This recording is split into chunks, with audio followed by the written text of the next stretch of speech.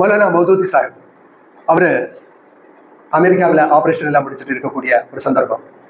நிறைய லெட்டர்ஸ் குவியலாக வந்திருக்குது.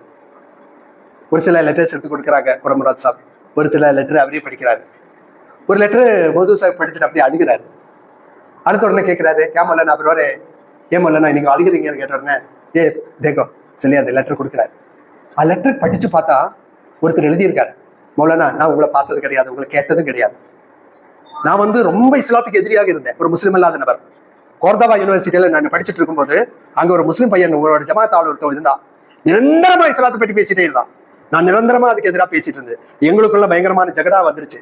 கடைசியில ஒரு நாளைக்கு என்னடான்னு கேட்டா, ஒரு புத்தகத்தை எடுத்து போட்டுட்டு பட்டியடா இஸ்லாம் படிச்சுட்டு நீ எதிர்க்கணும், படிக்காம நீ இஸ்லாத்தை பற்றி பேசுற, நீ முதல்ல படி சொல்லி புத்தகத்தை போட்டுட்டு போயிட்டான். அந்த புத்தகத்தை நான் எடுத்து படிக்க ஆரம்பிச்சேன். டுவர்ட்ஸ் அண்டர்ஸ்டாண்டிங் இஸ்லாம், ரிசாலே தீனியாத், இதுதான் இஸ்லாம். அந்த புத்தகம் தான். அந்த புத்தகம் அப்படியே படிச்சு நான் அந்த புத்தகம் படிச்சு வைக்கும்போது அஷ்ஹது அல்லா இலாஹ இல்லல்லாஹ் அஷ்ஹது அன்ன முஹம்மது ரசூலுல்லாஹ்னு சொல்லிட்டு நான் அந்த புத்தகத்தை அப்படி வச்சது.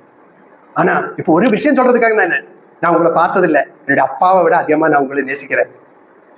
உங்களுடைய எல்லா அமலும் நாஸ்தி ஆயிருச்சுன்னு வச்சுங்க, நாளைக்கு அப்படி நீங்க மறுமையில நிக்கிற ஒரு நிலைமை ஏற்பட்டால் கண்டிப்பாக உங்களுக்காக நான் வருவேன்.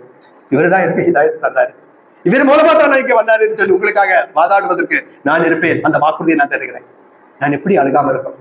எத்தனையோ வேலை நான் செஞ்சிருக்குது. ஒரு சின்ன ஒரு எதிர்பார்ப்பின் ஒரு சின்ன வெட்டம், ஒரு வெளிச்சம், நான் எப்படி அழுகாம இருக்குன்னு கேட்டார். இந்த அடிப்படையில இன்ஷா அல்லாஹ் நமக்கும் நாளைக்கு மறுமையில ஒரு கை துணை தேர்வதற்கு ஏதாவது ஒண்ணு இன்ஷா அல்லாஹ் அதுக்காக இறைவன் நமக்கு வாய்ப்பளிப்பானாக.